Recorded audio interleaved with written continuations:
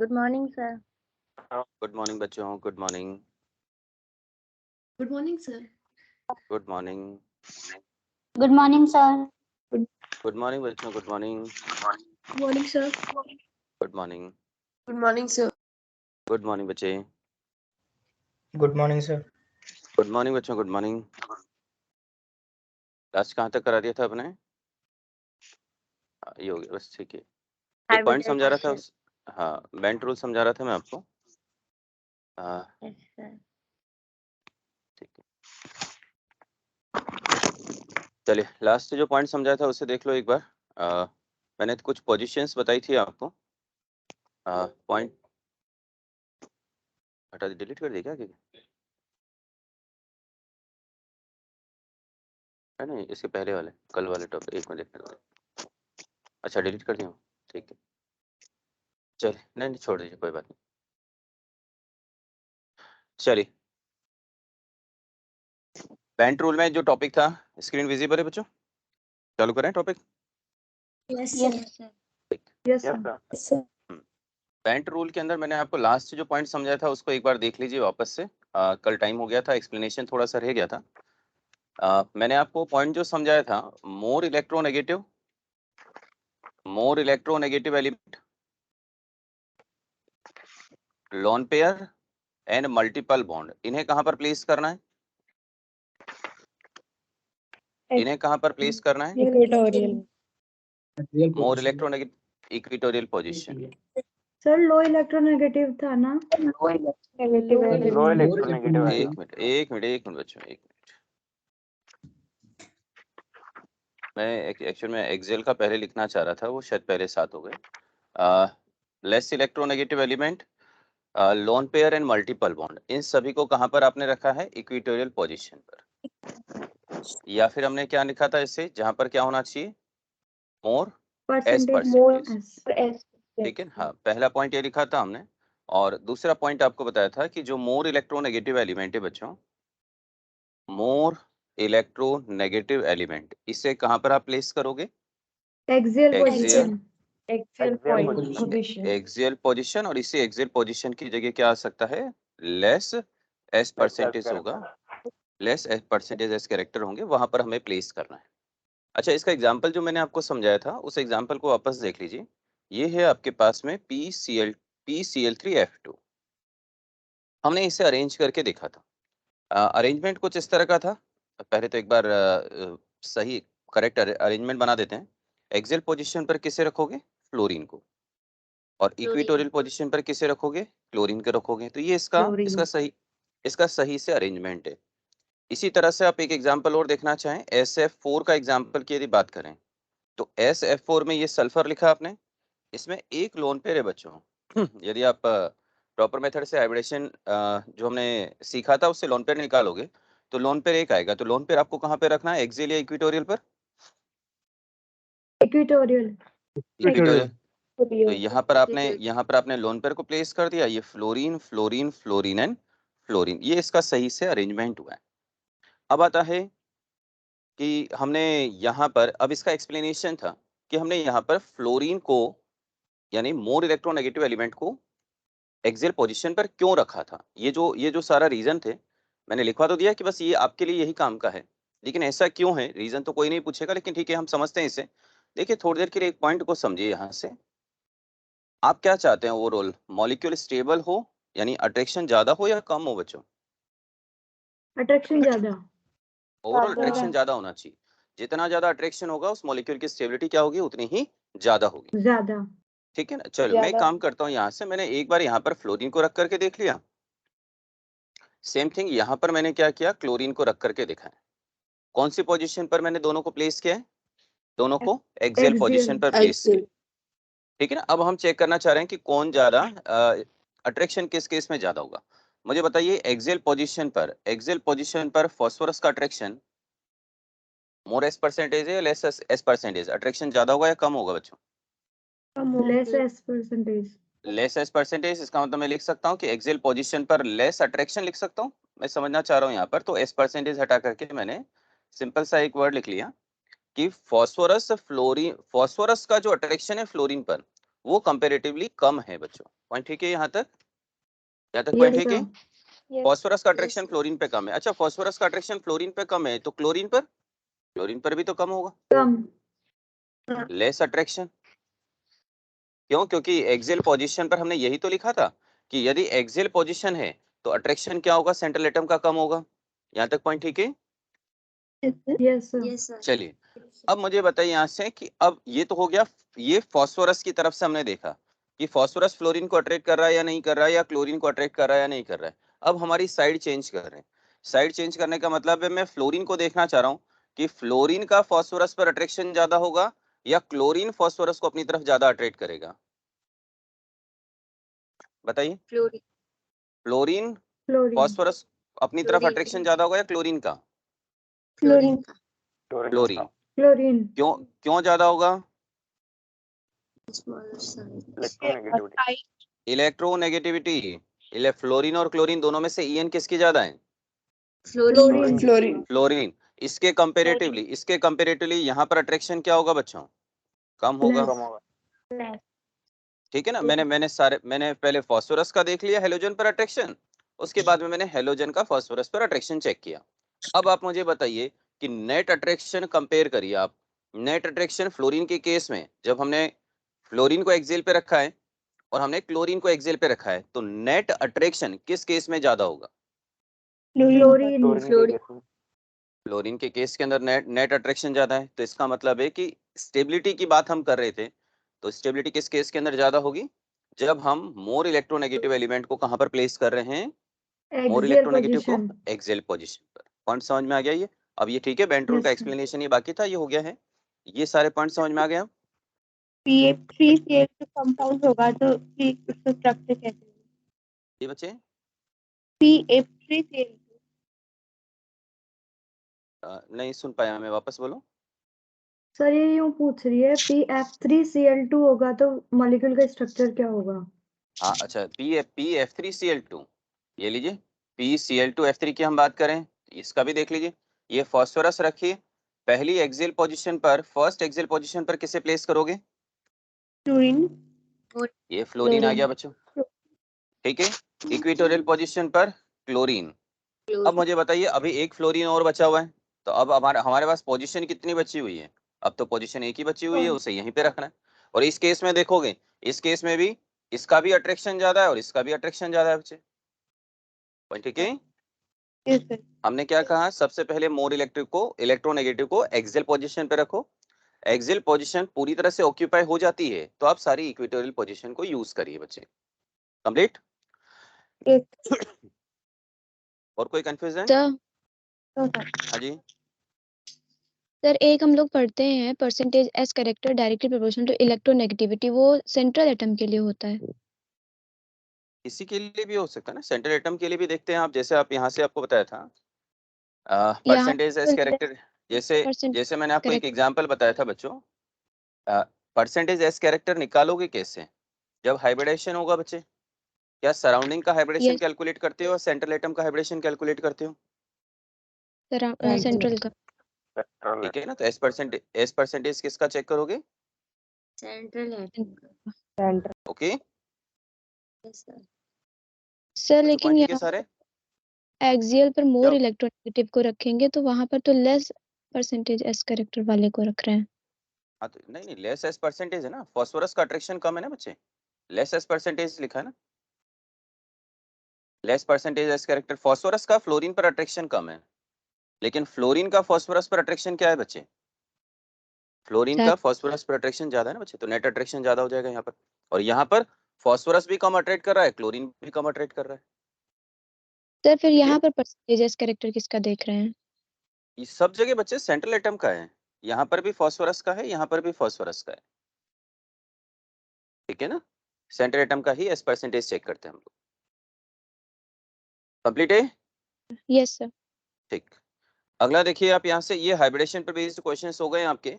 sp sp2 sp3 sp3d sp3d2 d3 पर ऐसा कोई खास क्वेश्चन बनते नहीं है। नेक्स्ट एक पॉइंट लिखें, नोट डाल करके, नोट डाल के पॉइंट लिखें, आइसोस्ट्रक्चरल। आइसोस्ट्रक्चरल वर्ड में लिखा हुआ मिलेगा, which of the following molecules are isostructural? क्या होता है? Molecule having Same shape molecule and having same structure. Same shape, जिनकी शेप सेम होगी वो क्या होंगे? आइसोस्ट्रक्चरल।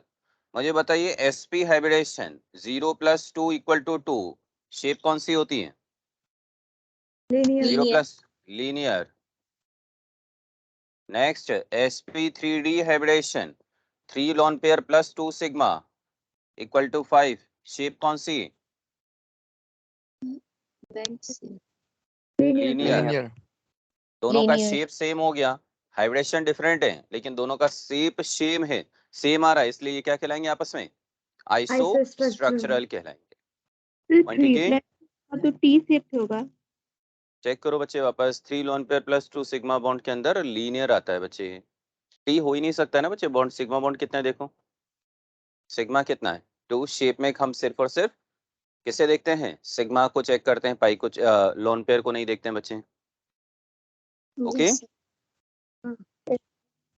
चलिए नेक्स्ट है, अगला हेडिंग लिखें पी पाई और p pi d pi bond, p pi और p pi d pi bond with p pi और p pi d pi bond with oxygen. आपने कई बार क्वेश्चन ऐसे देखे होंगे कि पाई बॉन्ड कौन सा पी पाई है और कौन सा पी पाई डी पाई है, तो ये कैसे फाइंड आउट करते हैं उससे देखिए। सराउंडिंग में कौन होना चाहिए? सराउंडिंग में कौन होना चाहिए बच्चे? ऑक्सीजन। कल की क्लास में भी मैंने आपको इथीन इथाइन इनमें पी पाई बॉन्ड बना करके दिखाए थे। पाई बॉन्ड के लिए आपको याद हो तो मैंने एक पॉइंट समझाया था कि pi bonds are formed by, pi bond का फॉर्मेशन कैसे होता है? Pi bond formation collateral overlapping of unhybrid orbital, unhybrid orbital की कोलेटरल ओवरलैपिंग से होता है बच्चों। तो ये अनहाइब्रिड ऑर्बिटल पी भी हो सकता है, ये अनहाइब्रिड ऑर्बिटल डी भी हो सकता है। कैसे चेक करना है? अब बार बार बनाने की, स्ट्रक्चर ड्रॉ करने की रिक्वायरमेंट नहीं है आपको सीधे ही यदि आपसे पूछा गया है कि किसमें पी पाई और किसमें पी पाई डी पाई है, क्या फाइंड आउट करोगे? हाइब्रिडेशन फाइंड आउट करोगे। हाइब्रिडेशन में किस तरह से क्या फाइंड आउट करना, देखिए यदि sp हाइब्रिडेशन है तो all pi bonds are p pi point ठीक है? जितने भी पाई बॉन्ड होंगे वो सारे पी पाई होंगे। यदि हाइब्रिडेशन sp2 है बच्चे, sp2 है तो देन उस कंडीशन में 1 पाई बॉन्ड, एक पाई बॉन्ड जो होगा फर्स्ट वाला वो क्या होगा? पी पाई और रिमेनिंग ऑल, बाकी के जितने भी दे रखे हैं बच्चे, remaining all are p pi d पाई। ऐसा क्यों है? इसका भी सिंपल सा लॉजिक है। वैसे तो मैंने आपको हाइब्रिडेशन से तरीका तो सिखा दिया, लॉजिक समझना चाहें तो समझिए। यहाँ से देखिए कितने पी ऑर्बिटल, पी में कितने ऑर्बिटल्स होते हैं? 3 में से कितने ऑर्बिटल हाइब्रिडेशन में पार्टिसिपेट कर चुके हैं? देखो 2 पार्टिसिपेट कर चुके हैं, तो अनहाइब्रिड कितना होगा? 1 पी। तो वही अनहाइब्रिड ऑर्बिटल पाई बॉन्ड बनाने में पार्टिसिपेट करेगा सबसे पहले। तो सबसे पहला पाई बॉन्ड कौन सा हो जाएगा? पी पाई। अब उसके बाद में यदि उसे और पाई बॉन्ड का फॉर्मेशन करना है तो अब कौन सा ऑर्बिटल यूज करेगा? सेंट्रल एटम डी यूज करेगा। तो नेक्स्ट जितने भी बनेंगे वो सारे कौन से हो जाएंगे? पी पाई डी पाई हो जाएंगे। पॉइंट ठीक है? अब जैसे sp3 है, sp3 हाइब्रिडेशन आ रहा है बच्चे, तो p में टोटल नंबर ऑफ ऑर्बिटल्स कितना है? 3, और तीनों ही ऑर्बिटल हाइब्रिडेशन में पार्टिसिपेट कर चुके हैं। यदि sp3 हाइब्रिड सेंट्रल एटम को यदि पाई बॉन्ड बनाना है तो अनहाइब्रिड ऑर्बिटल अब कौन से अवेलेबल है? अनहाइब्रिड ऑर्बिटल अब तो सारे डी अवेलेबल है। तो इसका मतलब यहाँ पर जो भी पाई बॉन्ड बनेंगे वो सारे के सारे कौन से हो जाएंगे? D pi p pi d पाई। यदि सराउंडिंग में देखो, ऑक्सीजन के लिए मैंने ऑक्सीजन को फिक्स कर दिया है कि ऑक्सीजन के पास डी होता है क्या? ऑक्सीजन के पास में डी ऑर्बिटल होगा क्या? नहीं होगा। ऑक्सीजन का हमेशा ही कौन सा काम आएगा? ऑक्सीजन का हमेशा ही पी काम आएगा। ठीक है ना? तो इसका मतलब है sp3 आ जाए, sp3d या कोई भी आगे के हाइब्रिडेशन आ जाए तो उस कंडीशन में all pi bonds are p pi d pi. Point समझ में आ गया है? क्या लॉजिक है इसके लिखने का? एक एग्जांपल देखो यहाँ से, सर SO2। एसपी में all कैसे होंगे? हाँ जी, एसपी में ऑल पी पाई कैसे होंगे? sp हाइब्रिडेशन होगा तो 2 ही पाई बॉन्ड बनेंगे। Maximum covalency second period element की कितनी होती है? 4। तो पॉसिबिलिटी कितनी होगी? 2 की होगी। तो एक p ऑर्बिटल तो काम आ चुका है बच्चे। तो बचे अनहाइब्रिड कितने हैं? अनहाइब्रिड 2। कितने? 2 बचे हुए हैं, तो दोनों ही बनाएंगे तो पी पाई 2 ही पाई बॉन्ड का फॉर्मेशन होगा। ओके चलिए, यस सर। जैसे SO2 लिखा हुआ है बच्चे, SO2 में सल्फर का हाइब्रिडेशन निकालिए। SO2 में सल्फर का कौन सा? sp2 hybridisation. sp2 की बात करें 1 लोन पेयर प्लस 2 सिग्मा। अब यहाँ से देखिए कि एक जो पहला जो पाई बॉन्ड होगा 1 पाई बॉन्ड, ये कौन सा हो जाएगा? P P pi. और नेक्स्ट एक और जो पाई बॉन्ड दिख रहा है तो वो कौन सा हो जाएगा? पी पाई डी पाई। डी पाई। अच्छा, इसमें से भी पूछा जाए, जो सेकंड पाई बॉन्ड मैंने लिखा है, इसमें p ऑर्बिटल किसका है? ऑक्सीजन या सल्फर? ऑक्सीजन। ऑक्सीजन। ऑक्सीजन। और डी किसका ऑक्सीजन। होगा बच्चे? डी किसका होगा? सल्फर। सल्फर का होगा। ओके पॉइंट ठीक है। Yes sir. ये छोटे छोटे पॉइंट्स में इसलिए बता रहा हूँ, ध्यान रखिएगा कि जब हम पढ़ रहे हैं तो हमें उससे रिलेटेड सारे छोटे छोटे क्वेश्चंस आने ही चाहिए, इसीलिए मैं छोटी छोटी पॉइंट्स साथ साथ में पूछता जा रहा हूँ। नेक्स्ट देखिए, सल्फर SO3 की बात करें, सल्फर हाइब्रिडेशन कौन सा है? sp2। sp2 hybridisation. Pi bond 3 pi bond दिखाई दे रहे हैं, 1 पाई बॉन्ड पहला कौन सा होगा? P pi. P pi. और remaining 2 pi bonds are d pi. P pi d pi. पहचाने में कोई परेशानी तो नहीं हो जाएगा? अब यस सर। एक एग्जांपल और लिखेंगे, कंप्लीट करो इसको।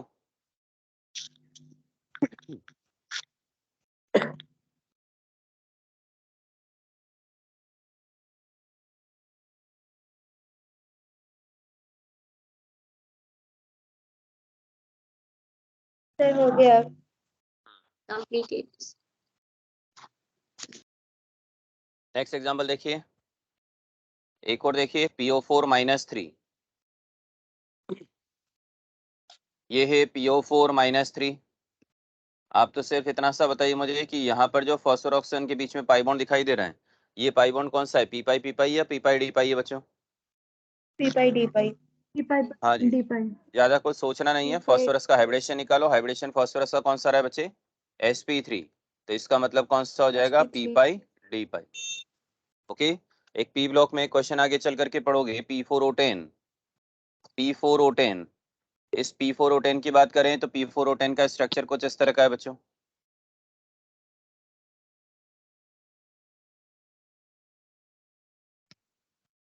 ये है P4O10 का structure, double bond O, double bond O, double bond O and double bond O। अब आपसे पूछा जाएगा यहाँ से कि ये पाई बॉन्ड देखिए, यहाँ से ये पाई बॉन्ड जो फॉस्फोरस ऑक्सीजन का पाई बॉन्ड है, ये पी पाई या पी पाई डी पाई है? पी पाई डी पाई। अब पहचानने में कोई परेशानी नहीं, हो जाएंगे सारे क्वेश्चन, अब तो कोई भी आ जाए। Yes yes sir. सिंपल सा हाइब्रिडेशन निकालिए, अपने आंसर आसानी से आएंगे बच्चों। Complete. Yes sir. Sir P4O10 और एक बार बोल दीजिए। कौन सा बच्चे? P4O10। How many people are P4O10। in P4O10 का स्ट्रक्चर मैंने आपको बना के दिया है बच्चे, और आपसे पूछा गया है फॉस्फोरस ऑक्सीजन के बीच का ये पाई बॉन्ड दिखाई दे रहा है, ये पाई बॉन्ड पी पाई या पी पाई डी पाई है बच्चे। तो क्या करना है? फॉस्फोरस का हाइब्रिडेशन कैलकुलेट करो। इस फॉस्फोरस का हाइब्रिडेशन कौन सा आ रहा है?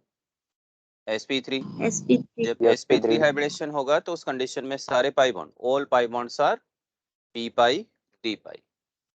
आपसे पूछा जाए P4O10 में total number of p pi d pi bonds कितना होगा?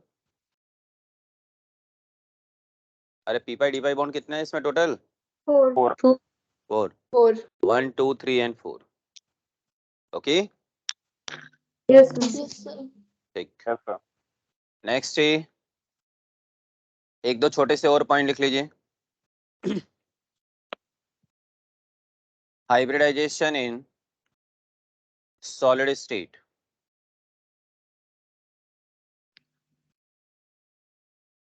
सॉलिड स्टेट का हाइब्रिडेशन, ये पी ब्लॉक में 2 दे रखे हैं हाइब्रिडेशन। लेकिन क्योंकि हमारा हाइब्रिडेशन का ही टॉपिक चल रहा है इसलिए मैं यहीं पर सिर्फ 2 पॉइंट लिख रहा हूँ। वैसे तो सॉलिड स्टेट में बहुत सारे मॉलिक्यूल हैं, लेकिन एनसीईआरटी में जो 2 दे रखे हैं वो कम से कम आपको याद होने चाहिए। आपसे कहा गया है PCl5, ये सॉलिड स्टेट के अंदर। अच्छा, PCl5, ओनली PCl5 लिखा होता, ओनली PCl5 लिखा होता तो हाइब्रिडेशन क्या था उसका? sp3d sp3d। लेकिन इस sp3d बार PCl5 सॉलिड स्टेट मेंशन कर दिया है, तो इन PCl5 solid state exist as PCl4 plus and PCl6 minus. ये आपको याद होना चाहिए कि PCl5 सॉलिड स्टेट में PCl4 plus and PCl6 minus की फॉर्म में एग्जिस्ट करता है। अब मुझे बताइए यहाँ से PCl4 प्लस हाइब्रिडेशन बताइए phosphorus sp3 sp3। Next PCl6 minus sp3d2 sp3d2 D2। तो आपसे पूछा जाए कि PCl5 सॉलिड स्टेट में फास्फोरस का हाइब्रिडेशन क्या क्या होगा, तो sp3 एंड sp3d2। एक एग्जांपल ये दिया गया है, और दूसरा एक एग्जांपल आपको याद होना चाहिए वो है N2O5। N2O5 सॉलिड स्टेट में एग्जिस्ट करता है NO2 plus and NO3 minus की फॉर्म में एग्जिस्ट करता है बच्चे। NO2 plus NO2 plus nitrogen hybridisation sp2 sp, SP और इधर sp2। sp2 ठीक है ना, तो कम से कम मिनिमम ये दो याद रखें, क्योंकि जो एनसीईआरटी के अंदर दे रखा है कम से कम ये 2 याद होने चाहिए। और तो ऐसे बॉक्स में बहुत सारे मॉलिक्यूल दे रखे हैं, तो ज्यादा उलझना नहीं है, जितना एनसीईआरटी में दे रखा है सिर्फ उतना सा करे बच्चे। तो 2 कम से कम करिए अच्छी तरह से। और आप कहीं पर भी आपको क्वेश्चन भी मिलता है तो आप देखिएगा कि इन दोनों में से कोई एक क्वेश्चन आपको मिलेगा। हो गया? yes sir yes sir ठीक है। और एक लास्ट पॉइंट और है बच्चों, एक लास्ट पॉइंट है, वो हमारे एनसीईआरटी के सिलेबस का तो नहीं है, लेकिन बस एक लास्ट पॉइंट हाइब्रिडेशन का बचा हुआ है, तो उसे भी आप देख लीजिए। नेक्स्ट है hybridisation of odd electron molecule.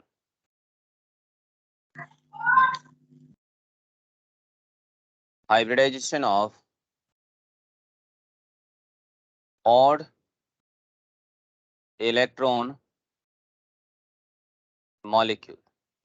odd electron molecule से याद है, odd इलेक्ट्रॉन मॉलिक्यूल्स जिसमें इलेक्ट्रॉन्स odd नंबर में प्रेजेंट होंगे वो सारे क्या होंगे? odd इलेक्ट्रॉन मॉलिक्यूल्स होंगे। देखिए odd इलेक्ट्रॉन मॉलिक्यूल के में हाइब्रिडेशन में क्या क्या चीज चेक करना है? Electronegativity of surrounding atom check करना है आपको। Electronegativity of surrounding atom is greater than equal to 2.8, उसके इक्वल या उससे ज्यादा होनी चाहिए। क्या मतलब है इसका? ध्यान से देखें, ये मैंने लिखा है यहाँ से, ये एक कार्बन फ्री रेडिकल ले लिया मैंने, ये फ्लोरीन। क्या लिखा है मैंने लिखा है CF3 फ्री रेडिकल। दूसरा मैंने लिखा है CH3 free radical. Free radical भी क्या होते हैं? odd इलेक्ट्रॉन मॉलिक्यूल होते हैं। इनऑर्गेनिक का एक मॉलिक्यूल, अभी एक एग्जांपल समझ लीजिए, उसके बाद एक एग्जांपल और ले लेंगे, वो आप लोग कर लीजिएगा। यहां से हम बात करें,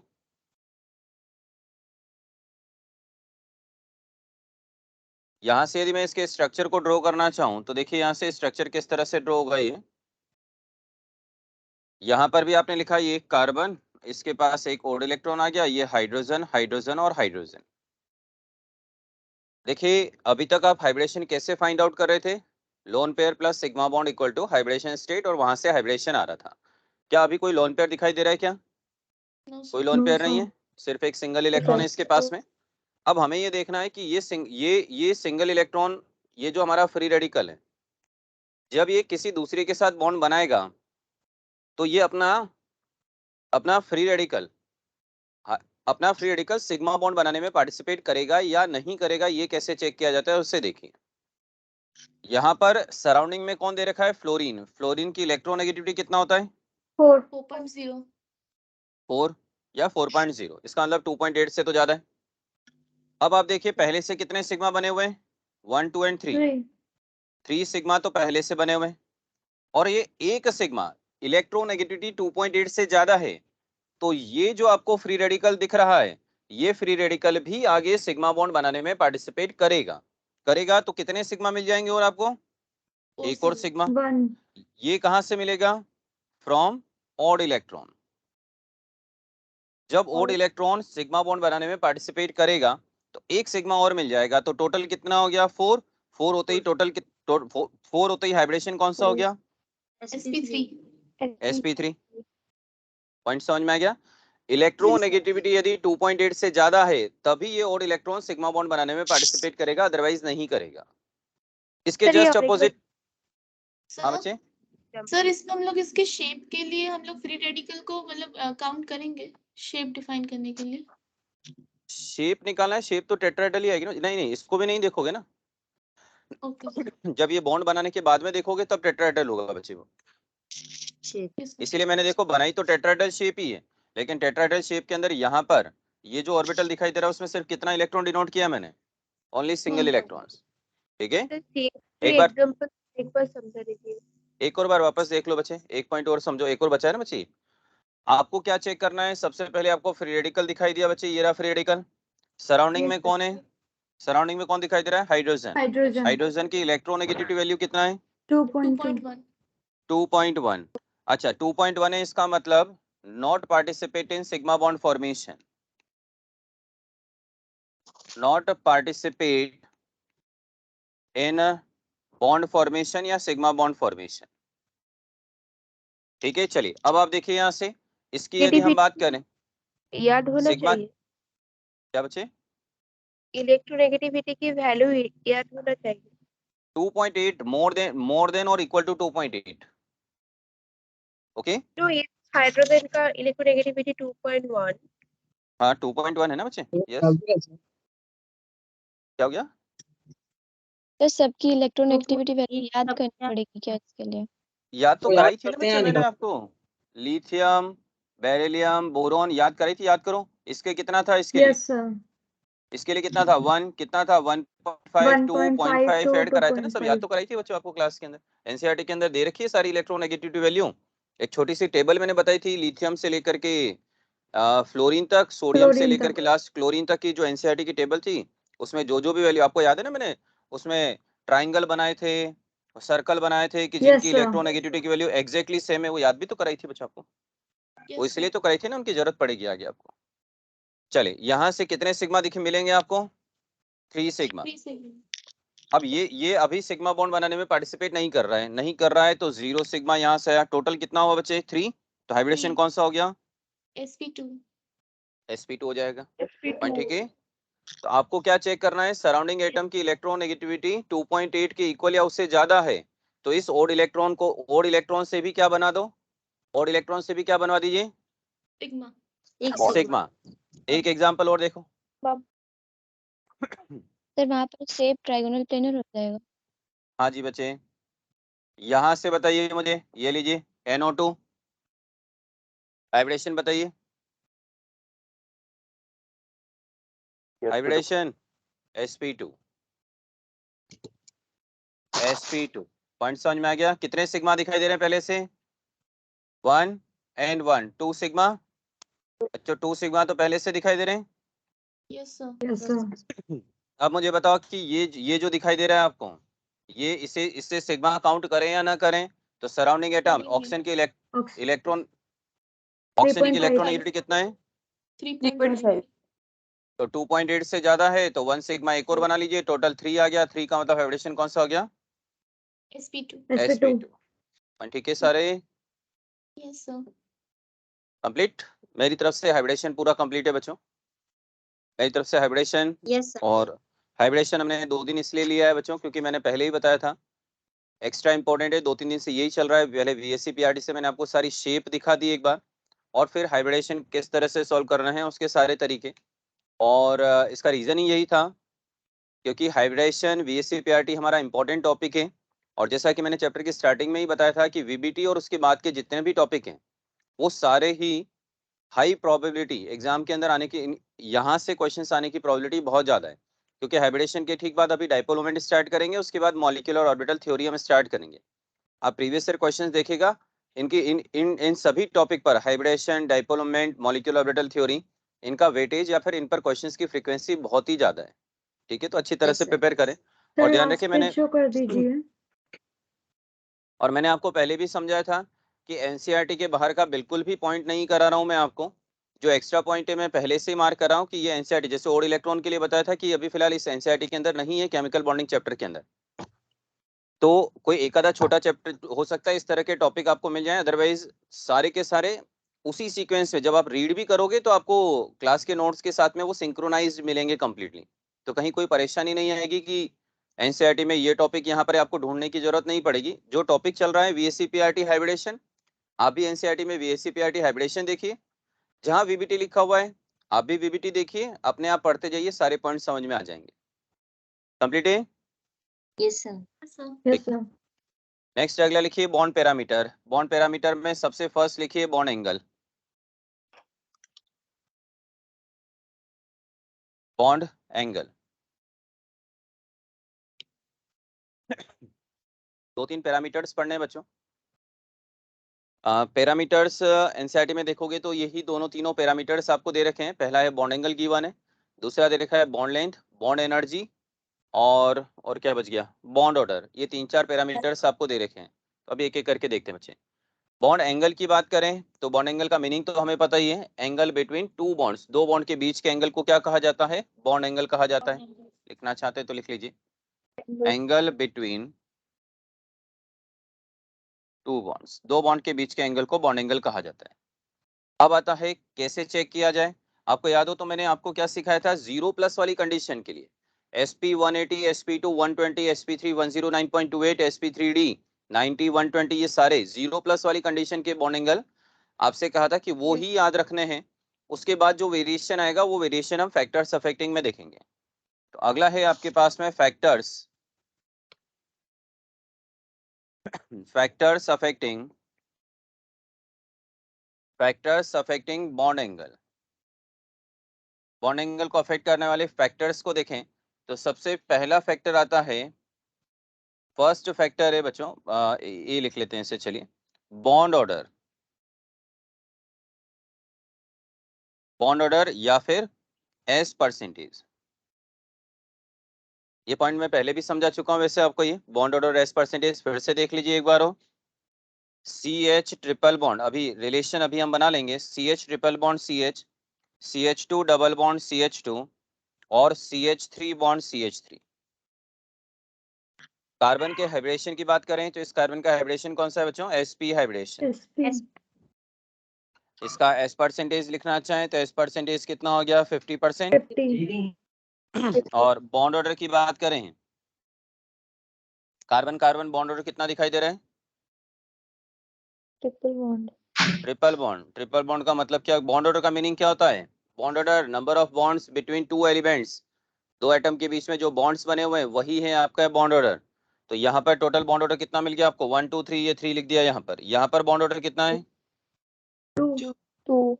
कार्बन कार्बन बॉन्ड ऑर्डर की बात करें हम, यहाँ पर कार्बन कार्बन बॉन्ड ऑर्डर, और यहाँ पर कार्बन कार्बन बॉन्ड ऑर्डर कितना हो जाएगा, यहाँ पर 1।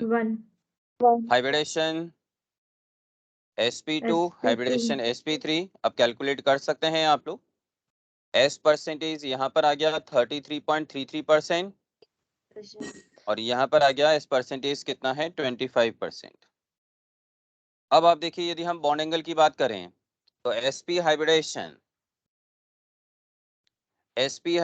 बॉन्ड एंगल कितना है यहाँ पर 180, 0+ कंडीशन, sp2 कितना है 120 और ये 109.28 बच्चों।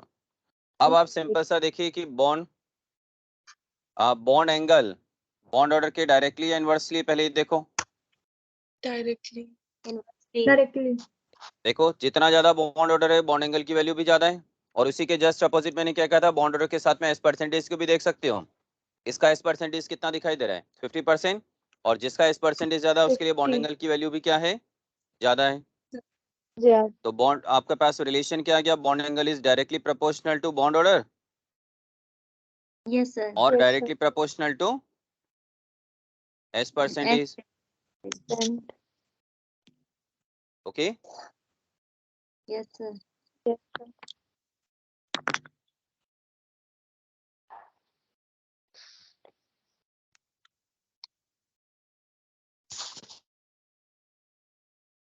हो गया, कंप्लीट है?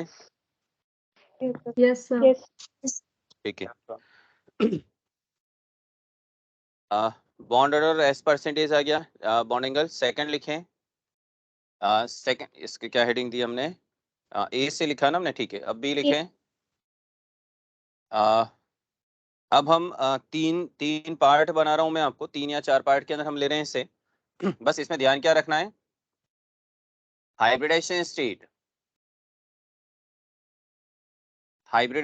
State of a central atom are same। Central atom की हाइब्रिडेशन स्टेट सेम होनी चाहिए बच्चों। अभी इस वाले के अंदर क्या हाइब्रिडेशन सबका सेम था क्या? सभी कार्बन का? No sir. इस क्वेश्चन में नहीं, इस बार सबका डिफरेंट था बच्चों। डिफरेंट था तो हमने बॉन्ड ऑर्डर या इस परसेंटेज से निकाली। अब जो मैं एग्जांपल्स ले रहा हूं उसमें आपको सेंट्रल एटम का हाइब्रिडेशन स्टेट सभी का क्या मिलेगा? सेम मिलेगा। अब इसमें भी मैं फर्स्ट पार्ट ले रहा हूं, मैं हाइब्रिडेशन स्टेट तो सेम है, क्या चेंज होगा? Central atom are different. आप सिर्फ इसी से ध्यान रखिएगा, सेंट्रल एटम डिफरेंट होना चाहिए। बाकी सब सेम होना चाहिए। बाकी सब में क्या क्या आ सकता है? बाकी सब में ध्यान रखें क्या क्या क्या आएगा, उसे भी देख लीजिए। बाकी सब में आएगा नंबर ऑफ लोन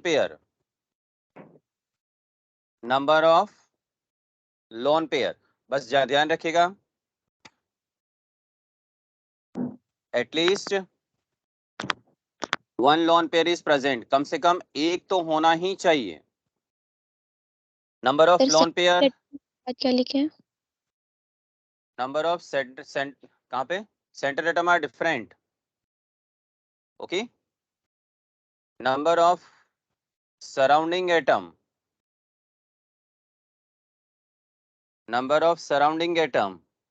और नंबर के बाद में सराउंडिंग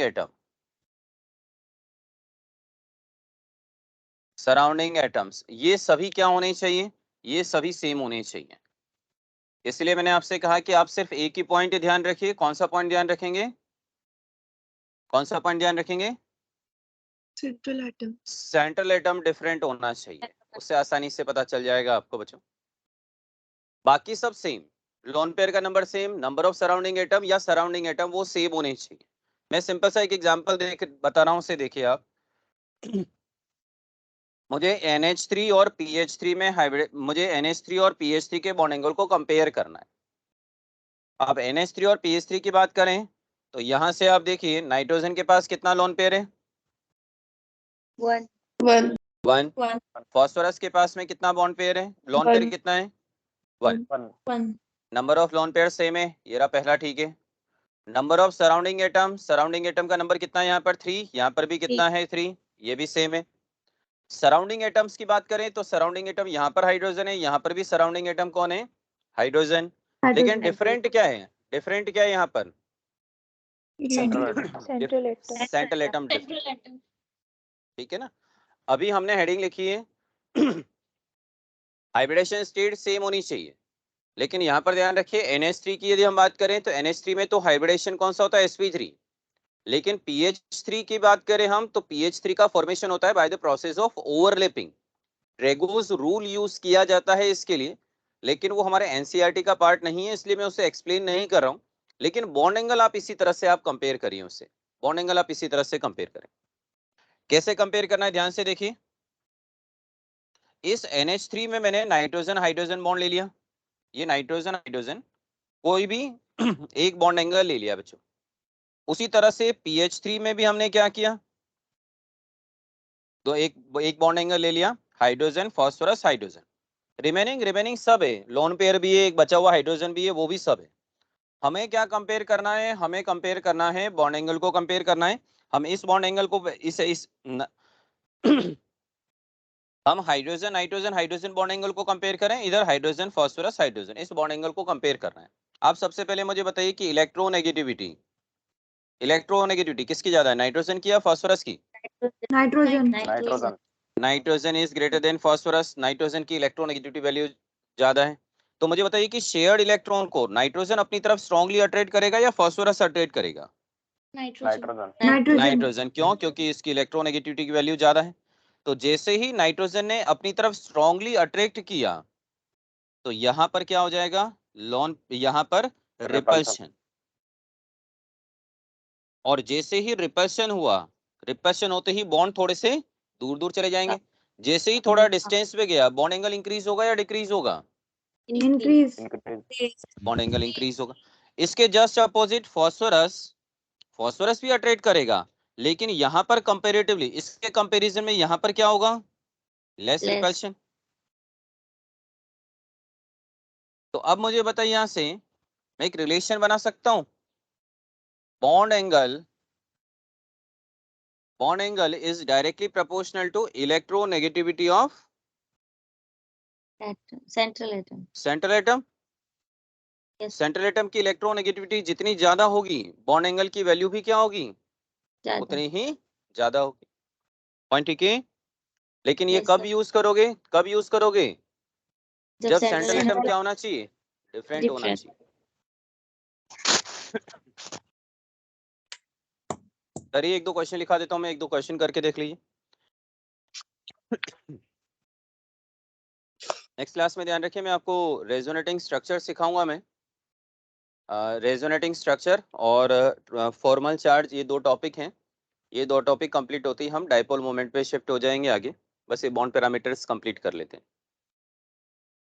दो टॉपिक बचे हैं इस चैप्टर के अंदर, dipole moment, molecular orbital theory, एक लास्ट में और आएगा हाइब्रिडेशन स्टेट। हो गया कंप्लीट है? Yes sir. Yes sir. ये क्वेश्चंस आप लोग करिएगा। ये कुछ क्वेश्चंस लिखे थे मैंने कुछ, ये आप लोग करिएगा कंप्लीट यहाँ पे। ये हाइब्रिडेशन ऑफ 4 इलेक्ट्रॉन मॉलिक्यूल, ये आपको समझा दिया मैंने पूरा। ये किस तरह से क्या होता है ये सॉलिड स्टेट के भी ऑलरेडी करा चुके हैं। सुनिए जी, तो ब्लैंक पेज निकालिए। वेट कर, 2 मिनट वेट करिए बच्चों, कुछ क्वेश्चंस और ले रहा हूँ मैं। सर। हाँ, कुछ ब्लैंक पेज 5-7 तो और ऐड कर दो।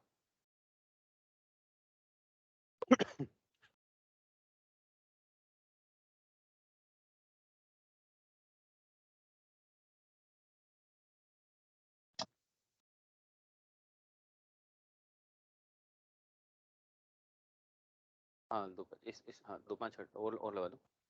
5-7 बस, ठीक है, हो जाएगी क्लास। तो थोड़ा सा ऊपर ले लीजिए, इसको डिलीट कर दो। हाँ, डिलीट कर दो, ठीक है, चालू कर दीजिए। चलिए, 2-3 क्वेश्चंस लिख रहा हूँ मैं, देख लीजिए उसे, ट्राई कर लीजिए, फिर अगला ले लेते हैं बच्चों। Okay sir. जो अभी मैंने पॉइंट समझाया उसी पर एक दो क्वेश्चन देख लीजिए।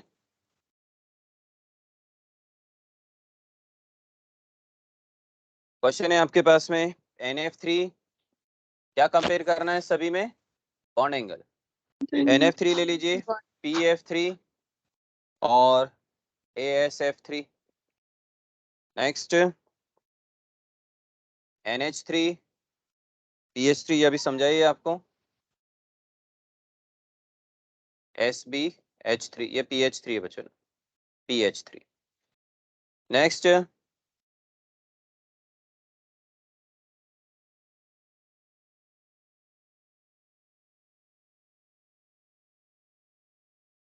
एंड लास्ट वन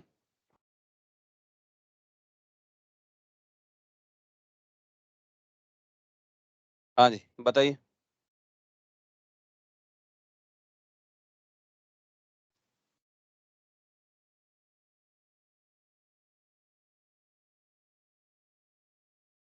क्या करें, फर्स्ट में किसका ज्यादा होगा? NF3।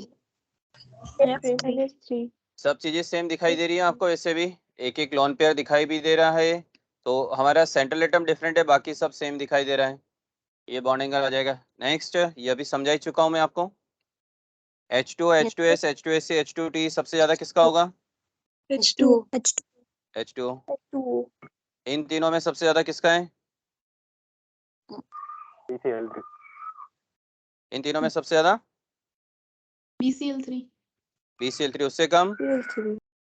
उससे कम AlCl3। AlCl3। और सबसे कम कौन सा हो जाएगा? GaCl3। तीनों का इक्वल है, तीनों का इक्वल है। रीजन बताओ। अरे अभी मैंने क्या सिखाया था आपको, इस पॉइंट को देखो, ऊपर क्या लिखा लोन था। पेयर नहीं है। हाँ जी, ये क्या लिखा था मैंने, at least one loan One pair is One present, loan कम से pair. कम एक तो होना ही चाहिए ना। तो यहाँ पर बोरॉन के पास में लोन पेयर नहीं है, एल किसके पास लोन पेयर नहीं है, तो सभी का हाइब्रिडेशन sp2 है, और sp2 होते ही सभी का बॉन्ड एंगल कितना आ जाएगा, सभी का बॉन्ड एंगल 120 सेम आ जाएगा। नो लोन पेयर नहीं है यहाँ पर, Okay. और इसलिए मैंने आपको कहा था कम से कम एक लोन पेयर तो होना ही चाहिए। पॉइंट ठीक है। Yes, sir. ठीक, सेकेंड, इस बार क्या याद रखना है, if surrounding atoms Same. if surrounding atoms are different, surrounding atom different होना चाहिए इस बार, बाकी सब सेम होना चाहिए। बाकी सब का मतलब क्या है, central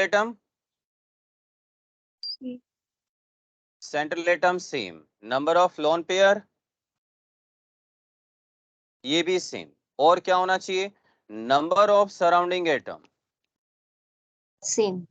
number of surrounding atom ये भी क्या होना चाहिए, सेम होना चाहिए। ठीक है ना, बस ये आप तो ये ध्यान रखो, आप तो ये ध्यान रखिएगा, सराउंडिंग एटम्स आर डिफरेंट। आप यहां से देखिए OF2 OCl2 OBr2 और OI2, इनका बॉन्ड एंगल हमें कंपेयर करना है। देखिए यहां से सभी में सेंट्रल एटम कौन है, Oxygen. सभी के पास लोन Oxygen. पेयर कितना है सभी के पास लोन पेयर 2, 2. सभी के पास 2 लोन पेयर, तो central atom same, number of lone pair same, surrounding atoms कितने कितने दिखाई दे रहे हैं, सभी में 2. फ्लोरीन 2 है, क्लोरीन 2, तो 2 दिखाई दे रहे हैं। पॉइंट ये सारा जो लिखा है ये समझ में आ गया है। ठीक, चलिए अब मुझे बताइए कि फ्लोरीन स्मॉल साइज, क्लोरीन थोड़ा सा बड़ा साइज, ब्रोमीन और बड़ा साइज, आयोडीन और बड़ा साइज, सबसे ज्यादा रिपल्शन कहाँ पर होगा, आयोडीन में। आयोडीन। Iodine. आयोडीन में। मोर रिपल्शन, यदि ज्यादा रिपल्शन है बच्चों ज्यादा रिपल्शन है तो ये बॉन्ड थोड़ा सा दूर चला जाएगा, दूर जाते ही बॉन्ड एंगल क्या हो जाएगा बच्चों, ज्यादा। एंगल क्या हो जाएगा, इंक्रीज हो जाएगा। तो इसका मतलब मैं एक रिलेशन लिखना चाहता हूँ यहाँ पर, तो मैं लिख सकता हूँ bond angle is directly proportional to size, लिख लेता हूँ इस बार में, साइज ऑफ किसकी साइज, सेंट्रल एटम या सराउंडिंग की, Surrounding. Surrounding. Size of surrounding atom. और ठीक है हो जाएगा। Yes. लेकिन ये कब यूज करना है, जब Central atom. सराउंडिंग एटम क्या होना चाहिए, डिफरेंट होना चाहिए। और ठीक है, Yes, sir. Sir, ठीक, हाँ जी, sir, can we say bond angle is inversely proportional to electronegativity of surrounding atom? Electronegativity of surrounding atom, हाँ उससे भी कर सकते हो बच्चे। Okay, Okay, sir. नेक्स्ट बताइए बच्चों।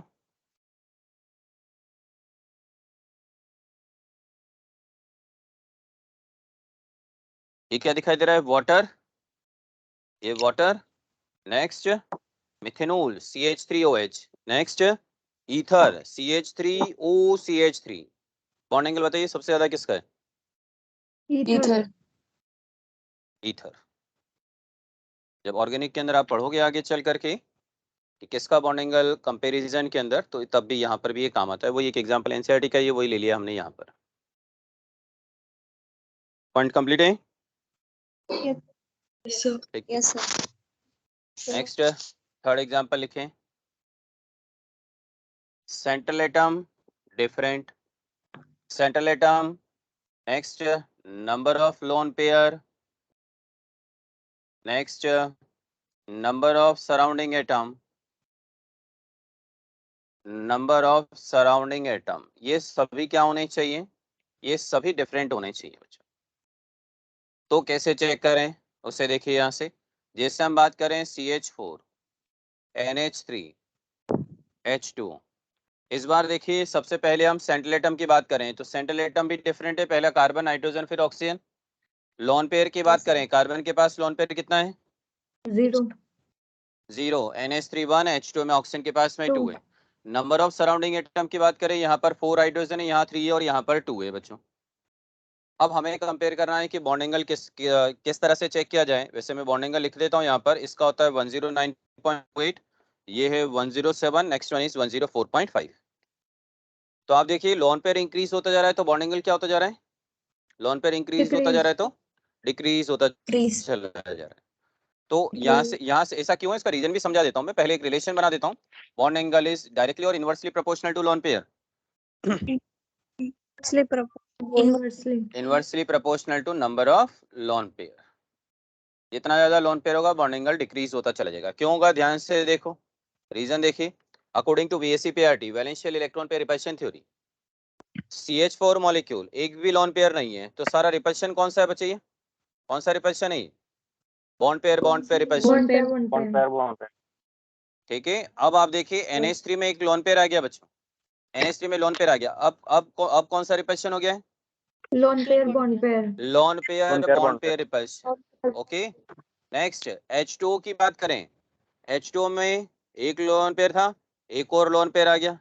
तो इस बार आप देखिए यहाँ से lone pair bond pair repulsion तो है, लेकिन साथ में और कौन सा रिपल्शन भी हो गया है, लोन पेयर रिपल्शन भी आ गया। तो अब आप देखिए ये सबसे मिनिमम था, जैसे ही थोड़ा सा रिपल्शन हुआ बॉन्ड पास आ गए, डिक्रीज हो गए, और रिपल्शन इंक्रीज हुआ तो और बॉन्ड पास आ गए, तो रिपल्शन क्या होता चला गया, डिक्रीज होता चला गया। सॉरी, बॉन्ड एंगल क्या होता चला गया, डिक्रीज होता चला गया। पॉइंट ठीक है, रिलेशन क्लियर है।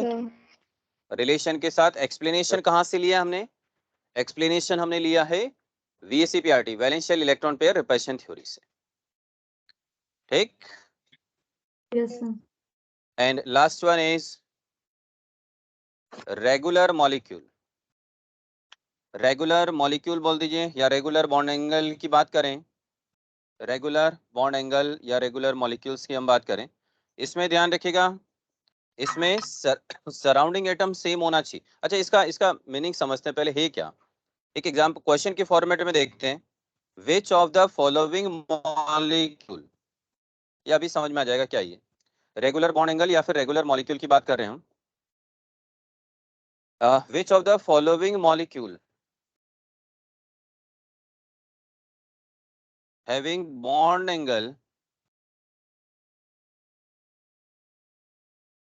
exactly 109.28, exactly 109.28 होना चाहिए। पहला ऑप्शन दे रखा है आपको CCl4, सेकंड गिवन है CHCl3, next is CH2Cl2, and next one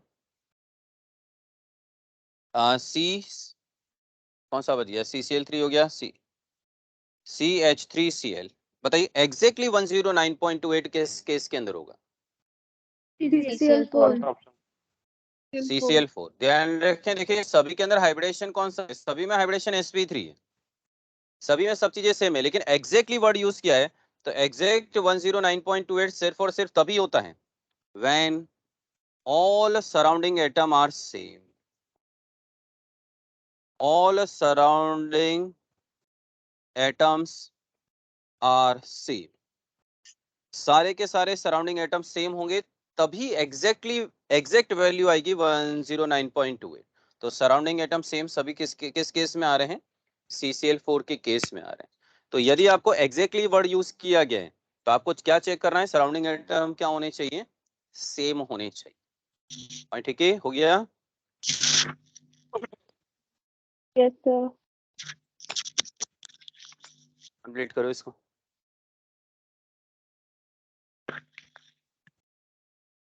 sir हाँ जी, सर डाउट है सर। सर इन बोलो क्या डाउट आ रहा है बच्चे। Sir in OI2 how repulsion will be more sir, वापस बोलो एक बार बच्चे, इन कौन सा question, in bond angle sir, if surrounding कौन एटम मॉलिक्यूल बोलो, OI2। OI2, हाँ सर। और कौन सा है, किसको कंपेयर करना है बच्चे, ओ आपने बोला वहाँ रिपल्शन ज्यादा होता है ना। अच्छा ओके, इस मॉलिक्यूल इस एग्जांपल की बात कर रहे हो बच्चे? Yes, sir. आप मुझे बताइए साइज किसका है? साइज ये फ्लोरीन है, फ्लोरीन स्मॉल साइज है, क्लोरीन साइज बड़ा हो गया बच्चे, ब्रोमीन साइज बड़ा हो गया, आयोडीन और ज्यादा बड़ा साइज हो गया बच्चे। जब साइज ज्यादा होगा तो दोनों का इलेक्ट्रॉन एक दूसरे के कांटेक्ट में आएगा, क्या करेगा? एक दूसरे को रिपेल करेगा। साइज है ना बच्चे, साइज बड़ा होगा तो रिपेल करेगा, रिपेल करते ही क्या हो जाएगा? डिस्टेंस इंक्रीज हो जाएगी। ओके, या फिर आप इलेक्ट्रोनेगेटिविटी से कंपेयर करना चाहो तो ईएन से कंपेयर कर सकते हो। देखो एक और एग्जांपल बता देता हूँ यहाँ पर। यहाँ से मुझे बताइए कि ये फ्लोरीन दिख रहा है आपको और यहाँ पर है आयोडीन। ऑक्सीजन फ्लोरीन ईएन किसका ज्यादा है? Electronegativity Fluorine. फ्लोरीन। फ्लोरीन। ये लीजिए, फ्लोरीन ने इलेक्ट्रॉन्स को अपनी तरफ अट्रैक्ट किया, डिस्टेंस इंक्रीज हो गई। और ऑक्सीजन और आयोडीन में से किसकी इलेक्ट्रोनेगेटिविटी ज्यादा है? आयोडीन। आयोडीन ने इलेक्ट्रॉन्स को अपनी तरफ अट्रैक्ट करा। बताइए रिपल्शन किस केस में ज्यादा होगा? OF2 और OI2? OI2। OI2 मोर रिपल्शन होते ही डिस्टेंस क्या हो जाएगा बच्चे? इंक्रीज हो जाएगा। Okay Okay, sir. ठीक, ठीक है बच्चे, कंप्लीट है यहाँ तक? बॉन्ड एंगल कंप्लीट है बच्चों? Yes, sir. अरे पॉइंट ठीक है सारा? Okay yes sir. नेक्स्ट, अगला बॉन्ड पैरामीटर पढ़ें उससे पहले नेक्स्ट हेडिंग लिखिए फॉर्मल चार्ज। फॉर्मल चार्ज दो टॉपिक पहले करा देता हूं मैं, फॉर्मल चार्ज और रेजोनेंस, क्योंकि उसी का यूज बॉन्ड लेंथ पर भी हम यूज करेंगे, उससे बॉन्ड ऑर्डर में भी यूज करेंगे, तो पहले इसे देख लेते हैं। फॉर्मल चार्ज फॉर्मल चार्ज कैसे कैलकुलेट किया जाता है? किसी को फॉर्मूला याद है क्या? मैं अभी आपको बिना फॉर्मूले के निकालना सिखाऊंगा मैं, कि आपको जो एग्जाम में क्वेश्चन दे रखा है बस उसी को देख करके आप अपना आंसर निकाल लीजिए। हाँ जी, वैलेंस फॉर्मल चार्ज का electron valence electron Minus lone pair electron. Minus lone pair electron Minus bond pair electron. Minus Bond pair half of, हाँ जी, minus half of shared electron, minus half of shared electron. Okay, shared electron या bond pair electrons जो आप word use कर रहे हैं। होता क्या है फॉर्मल चार्ज वो भी समझ में आ जाएगा अभी, और कैलकुलेट कैसे किया जाता है उसे भी देखो। एनसीईआरटी में जो एग्जांपल दिया गया है वही ले रहा हूं मैं। एनसीईआरटी में एग्जांपल दिया गया है O3 ओजोन का दिया गया है बच्चों। ओजोन, ओजोन का सबसे पहले लुईस डॉट स्ट्रक्चर बनाते हैं हम। ध्यान से देखो, ये ओजोन के अंदर ये ऑक्सीजन ले लिया हमने। सबसे पहले आप बात करिए इस ऑक्सीजन की बात करें, सेंट्रल एटम के पास में अनपेयर्ड इलेक्ट्रॉन कितना है?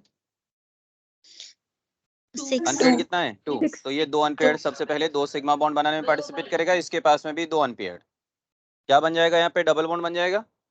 Yes sir. डबल बॉन्ड, ठीक है। Yes. अच्छा, इस ऑक्सीजन के रिमेनिंग हमने क्या किया? ये रिमेनिंग लिख लिया बच्चों यहाँ पे। अब देखिए यहाँ से इस ऑक्सीजन के लोन पेयर इस ऑक्सीजन के अनपेयर्ड इलेक्ट्रॉन कंप्लीट हो चुके हैं, लेकिन इसके पास अभी भी क्या प्रेजेंट है? Lone pair. तो ये एक लोन पेयर इसको दे देगा और 2 इलेक्ट्रॉन अभी भी इसके पास बचे हुए हैं। क्या इस ऑक्सीजन ने अपना कोई भी इलेक्ट्रॉन पार्टिसिपेट किया है क्या, यूज किया है? 1। इसने नहीं किया, नहीं One. किया तो इसके कंप्लीट 6 इलेक्ट्रॉन यहाँ पर। ये कोऑर्डिनेट बॉन्ड है बच्चों, ध्यान से देखो ना, याद करो। हाँ ऑक्सीजन ऑक्सीजन 2 अनपेयर्ड इलेक्ट्रॉन दोनों पार्टिसिपेट कर लिए। अब इसके पास अनपेयर्ड नहीं है तो क्या देगा? ये अपना लोन पेयर डोनेट करेगा। पॉइंट ठीक है? Yes sir. अब समझ में आ रहा है Lewis dot structure? Yes sir. Yes, sir. Yes sir. हमें ये दे दिया मैंने फर्स्ट नंबर, ये सेकंड नंबर, थर्ड नंबर। में एक एक कैलकुलेट करा रहा हूँ, बाकी के 2 आप लोग कैलकुलेट करिएगा। और कल मैं इसका एक तरीका सिखाऊंगा कि कैसे फॉर्मल चार्ज कैलकुलेट किया जाता है।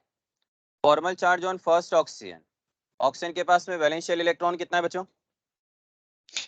6। 6। Sir. Minus half, minus lone pair electrons. Loan pair electron की काउंटिंग करिए, कितना दिखाई दे रहा है? 1 2 3 एंड 4। 4। लोन पेयर नहीं, लोन पेयर इलेक्ट्रॉन्स काउंट करने हैं बच्चे, तो टोटल कितना हो गया? 4। 4। अच्छा, half of shared electrons. Shared electrons की बात करें तो ये इलेक्ट्रॉन्स हम बात करें यहाँ से, तो ये 2 तो इस ऑक्सीजन के थे और 2 इस ऑक्सीजन के थे। अब शेयरिंग जब काउंट करोगे तो ये 4 इलेक्ट्रॉन फर्स्ट वाले के भी काउंट होंगे, यही 4 इलेक्ट्रॉन सेकंड के भी काउंट होंगे। तो कितने लिखो यहाँ पर? 4 4 4 काउंट करिए कितना हो गया फॉर्मल चार्ज 0 0 एक और काउंट कर लो चलो एक और बता देता हूं मैं एक आप लोग कर लीजिएगा ऑक्सीजन वैलेंशियल इलेक्ट्रॉन 6 है सेकंड के काउंट कराऊं सेकंड का इसके लिए हम बात करें तो इसके Lone पास में अब लोन पेयर इलेक्ट्रॉन्स कितना मिल रहा है 2 2 और हाफ ऑफ शेयर्ड इलेक्ट्रॉन्स में किसका मल्टीप्लाई करूं 6 6 ध्यान से देखो 1 2 3 4 5 6 ये सभी इलेक्ट्रॉन काउंट होंगे इसके मल्टीप्लाई बाय Yes. 6 कितना आ गया फॉर्मल चार्ज 1 1 लो बचा हुआ तीसरा उसको भी काउंट करा दो ठीक है मैं ही कर लेता हूँ छोड़ो इसको 6 माइनस लोन पेयर इलेक्ट्रॉन कितना है 6 काउंट करो ना कितना है 6 सर और शेयर्ड इलेक्ट्रॉन्स 2 2 कितना आ गया -1 -1 ठीक है आज इतना करिए कल मैं इसका एक तरीका सिखा दूंगा मैं कि एक्चुअल में किस तरह से कैलकुलेट किया जाता है ये तो प्रॉपर मेथड है हम थोड़ा अलग मेथड से करेंगे आगे ठीक है बच्चों चलिए कल मिलते हैं और आप लोग के बॉन्ड वाले भी ये बच्चे जो कोऑर्डिनेट बॉन्ड से बने थे मतलब 2 इलेक्ट्रॉन तो उधर का आया था दूसरे ऑक्सीजन का आया तो वो तीसरे में भी काउंट होगा शेयरिंग में दोनों के काउंट होंगे ना अनइक्वल शेयरिंग बोलते हैं ना बच्चे वर्ड कोऑर्डिनेट में वर्ड क्या यूज करते हैं अनइक्वल शेयरिंग सर ठीक है अच्छा बच्चों Sir, एक आपका next जो class टेस्ट में- हुआ आप लोग का जो टेस्ट हुआ था उसके अंदर केमिस्ट्री के पूरे डिटेल सॉल्यूशन बन गए हैं मैं अभी लिंक आपको शेयर कर दूंगा उसी पर ही आगे फिजिक्स और इनके सबके आते जाएंगे मैं अभी Okay, शेयर करा दूंगा थोड़ी देर में ठीक है बच्चों चलिए कल मिलते हैं ना okay thank bye you recording bye बच्चों हाँ सर कल रिकॉर्डिंग क्लासेस है अभी तो शेड्यूल नहीं करिए Sir, बच्चे sir, अभी तो टाइम टेबल के अंदर आपकी कोई क्लासेस शेड्यूल नहीं करी है क्योंकि कल सैटरडे है मैं एक बार सभी टीचर से एक बार डिस्कशन कर लूंगा यदि रिक्वायरमेंट होगी तो आपके पास आज ही ग्रुप में इंफॉर्मेशन आ जाएगा कि कल है या नहीं है अदरवाइज अभी तक फिलहाल नहीं है होगी तो इंफॉर्मेशन प्रायर इंफॉर्मेशन होगी बच्चे ओके बाय बच्चों okay sir thank you sir, offline का चेस्ट का PDF सेंड करना